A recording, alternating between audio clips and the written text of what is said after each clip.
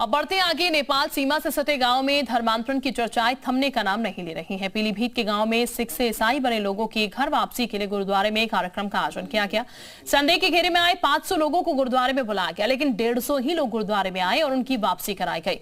VHP के जिला मंत्री प्रवीण मोहन ने बताया कि पादरियों ने यहाँ आकर लोगों को गुमराह किया और ईसाई धर्म में लोगों की आस्था जगाई, लेकिन अब वो ऐसा नहीं होने देंगे। ये बता दें आपको, नेपाल से सटे आधा दर्जन गांव में लगभग 3000 सिख लोगों के धर्म परिवर्तन कर ईसाई धर्म अपनाने का मामला सामने आया है।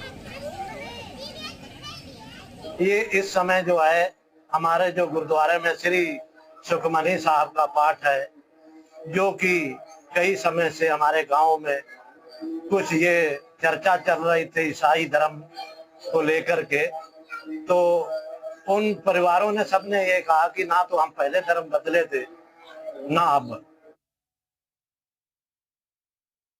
कुछ लोग धर्मांतरण के लिए नेपाल से पादरी वगैरह आते हैं, धर्मांतरण वगैरह भी कराते हैं और नशे का भी आदान प्रदान यहाँ से होता है। तो उसको हम लोगों को जो जानकारी मिली थी, तो पिछले हम लोग 5-7 दिन से हम लोग यहाँ पर लगे हुए हैं और उसी विषय में आज ये कार्यक्रम रखा गया है।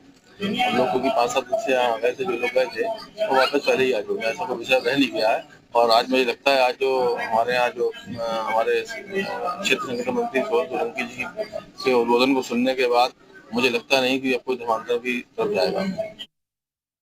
मोहम्मद तारिक इस वक्त ज्यादा जानकारी के साथ जुड़ चुके हैं, उनका सीधे रुख कर लेते हैं। मोहम्मद तारिक, आप कह सकते हैं पीलीभीत में सिखों की घर वापसी का सिलसिला जो है वो शुरू हो चुका है?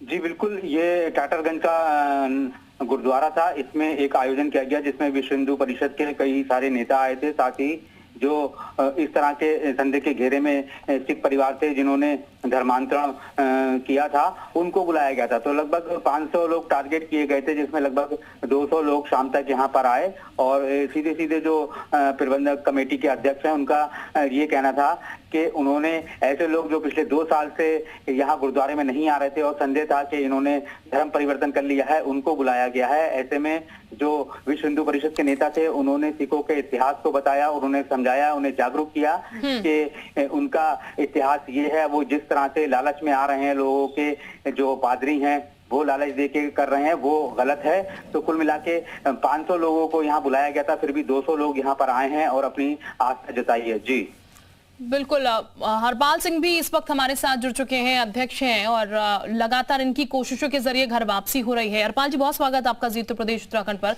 हरपाल जी, चूंकि ये जो सिलसिला है वो काफी समय से चल रहा था, जैसी जानकारी मिल रही थी, लेकिन अब कहा जा रहा है कि घर वापसी का सिलसिला शुरू हो चुका है। जिनको ईसाई धर्म में परिवर्तित कर दिया गया था, वापस से उन्हें घर वापसी कराई जा रही है। देखिए, 20 और 22 फरवरी को यहाँ पर पहली घर वापसी हुई थी, जहाँ पर हमने समागम कराया था और 30 अमृत अभिलाषियों ने अमृतपान किया था। उसके बाद निरंतर all India Sikh Punjabi welfare council की निरंतर प्रयासरत रही है इस काम में, और 180 की घर वापसी करीब करीब आज से 15-20 दिन पहले तक हुई थी।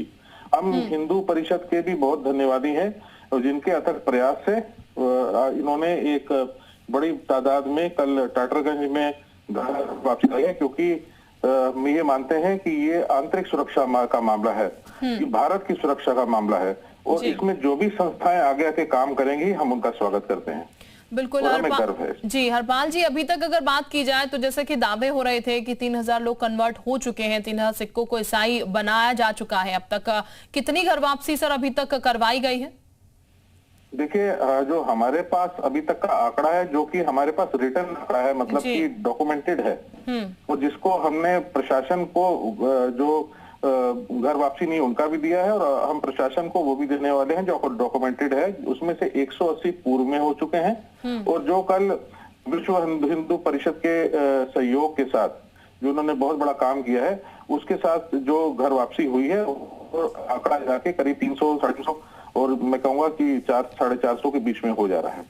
बहुत शुक्रिया आपका हरपाल जी, हमारे साथ जुड़ने के लिए। हरपाल सिंह जग्गी हमारे साथ इस वक्त जुड़े हुए थे, जो कि जानकारी दे रहे थे कि घर वापसी यहाँ पर सिखों की कराई जा रही है। बहरहाल